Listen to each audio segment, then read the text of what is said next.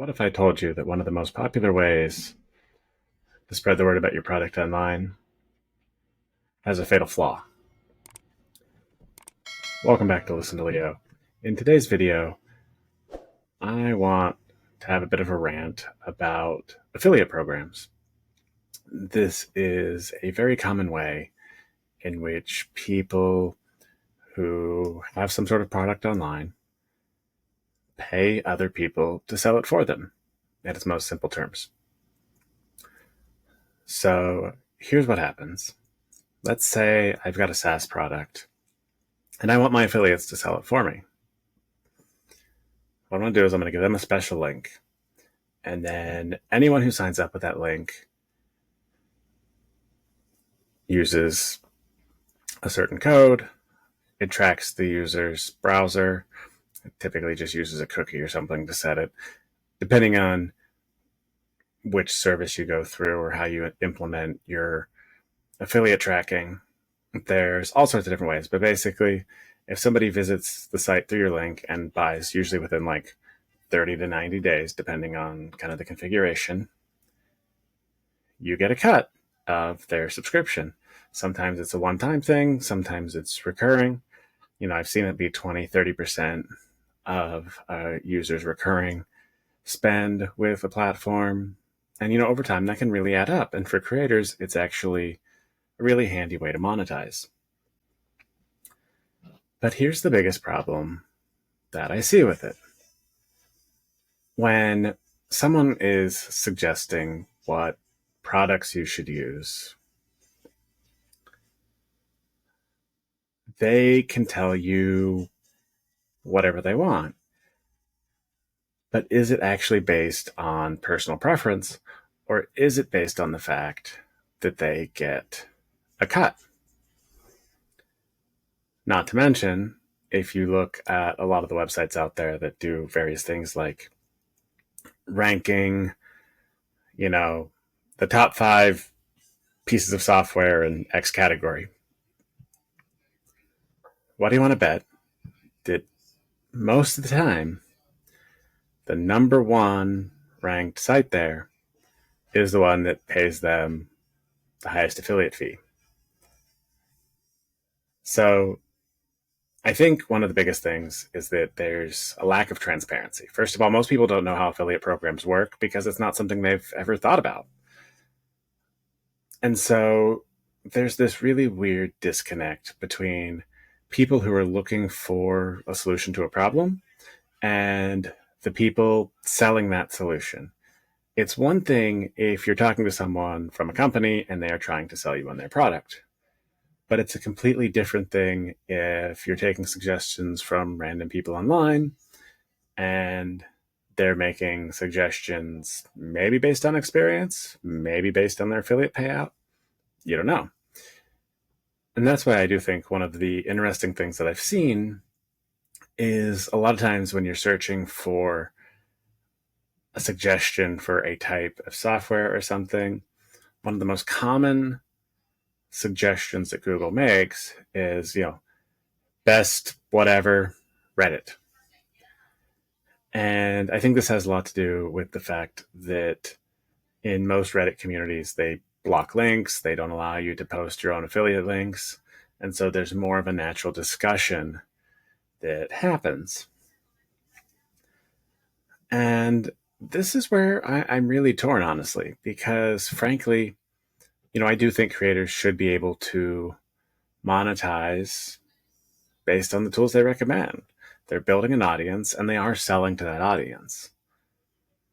But how can you do it in a way that is transparent? How can you do it in a way that people have to prove that that's what they actually use? As an example, I'm recording this right now using Riverside. I have a Riverside affiliate link. Nobody has ever used my Riverside affiliate link that I'm aware of. I certainly haven't gotten any payouts yet. But it's a piece of software that I really do believe in. And when somebody asks me what I recommend or what I use, I tell them, hey, this is what I use to record, and here's why. I also have affiliate links for a number of other things. And it's because it's the stuff that I actually use. And so when people do this, um, when people ask questions, I do try to give them my feedback based on what I actually use. I don't have any affiliate links for things that I don't use because I don't recommend things that I don't believe in. If it's not something I've used and they're asking for a recommendation, I'll say, hey, I've heard good things about this if I have, but I don't have any affiliate links and I don't have any of that. But, here's my opinion. Now, how can we change this whole structure to be more transparent? It's a great question. I don't fully have an answer. It's something I've thought a lot about. I've tried to figure out ways, and I think something that we're going to have to do is really tie it into some sort of usage of the site. An idea that I've been kind of kicking around is essentially tracking the amount of usage on my sites and then take the top 5-10% of users and offer them very specific referral links. Like, you're obviously using this a lot, you care about it. Why don't you recommend it to people? And I think this actually solves a number of different problems. It solves the things that I've been talking about, on the one hand, but there's also kind of this potential for affiliate misuse. And I was listening to a podcast this week, and one of the things they were talking about was people with affiliate links would sometimes bid on the search terms for the company that they were referring. And so they'd get a sponsored listing above the, company's organic listing. And so people searching would click that sponsored link, use their affiliate link, as opposed to the link of the actual company. Well, that's pretty shady. And so a lot of times, if you're trying to create vast numbers of affiliates to sell your product, you're more and more likely to have something like that happen.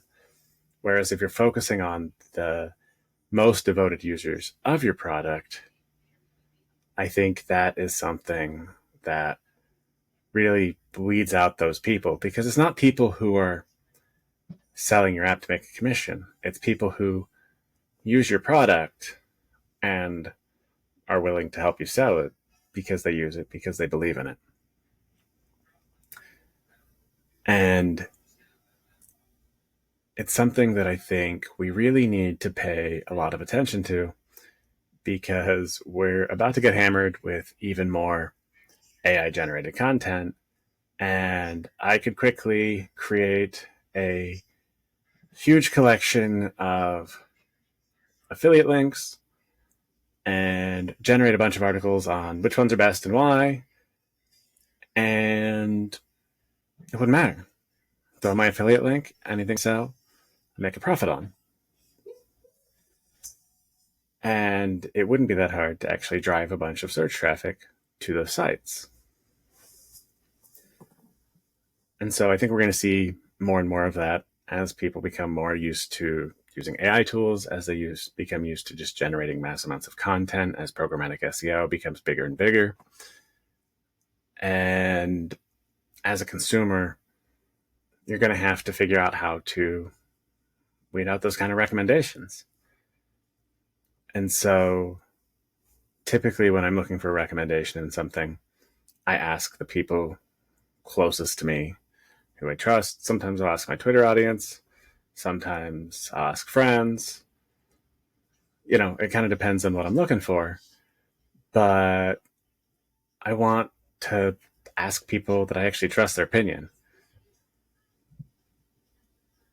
And more, the internet's becoming a place that we can't trust by default.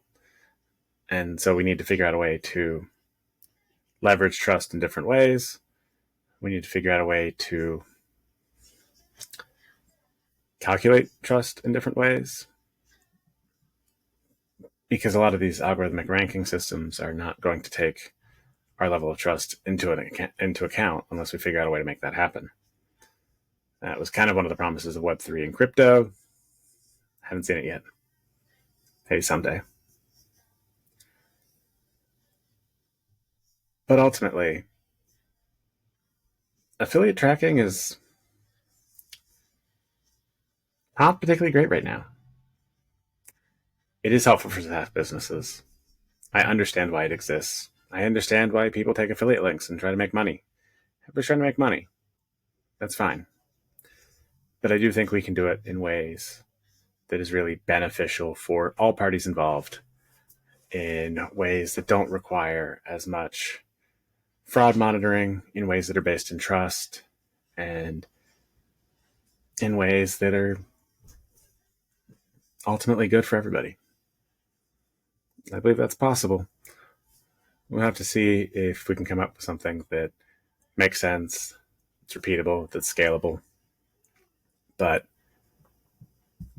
the majority of your affiliates aren't going to make you any money. It's going to be a small handful. I think you're going to be more likely to find that small handful if you find the people who truly believe in your product, who truly use it, and are willing to help you evangelize it. If there's one takeaway here, it's that you should optimize for the people who care the most. And this is something I've talked about over and over again. If you optimize for the people who care, you're going to win in the end because they're going to help you. Thanks for watching. I'll see you in the next video.